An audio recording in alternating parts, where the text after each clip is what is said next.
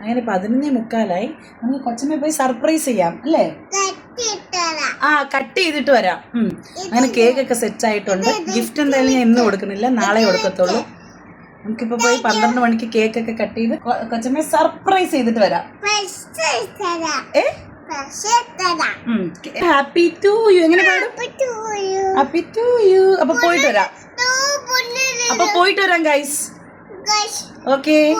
എന്റെ ലൈഫിൽ ഞാനിപ്പോൾ ഏറ്റവും കൂടുതൽ ഇമ്പോർട്ടൻസ് കൊടുക്കുന്ന കുറച്ച് പേരുടെ കൂട്ടത്തിൽ മുൻനിരയിൽ നിർത്തിയിരിക്കുന്ന ആളാണ് കൊച്ചമ്മ. നാളെ കൊച്ചമ്മയുടെ ബർത്ത്ഡേ ആണ്, മെയ് 10 അപ്പൊ ഇന്ന് രാത്രി 12 മണിക്ക് തന്നെ പോയി സർപ്രൈസ് കൊടുക്കണമെന്ന് എനിക്ക് എന്തോ വലിയ ആഗ്രഹമായിരുന്നു. നമ്മുടെ ആഷറും ഫ്രണ്ട്സും പറയുമ്പോൾ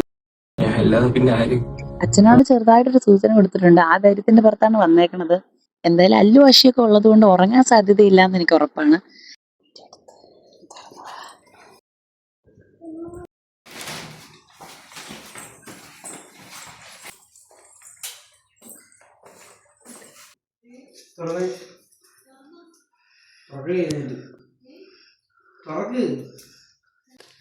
To you, happy birthday to you.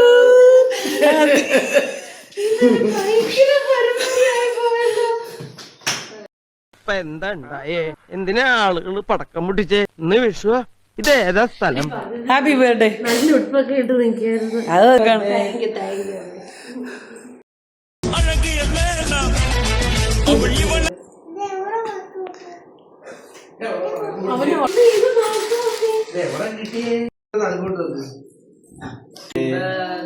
Ponnam പിടിച്ചോ.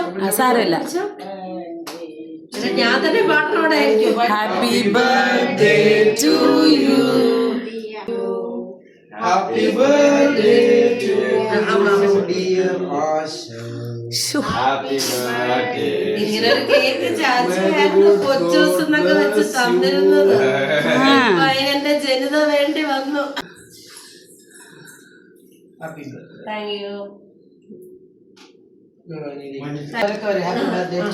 ഇത് മൊത്തം ഹസ്ബൻഡ് ഇല്ല ഇപ്പം. അപ്പച്ചോ ഒരു ഉമ്മ എടുത്തേ. അമ്മയ്ക്ക് കൊടുത്തു മോനെ കുഞ്ഞെ. Happy birthday.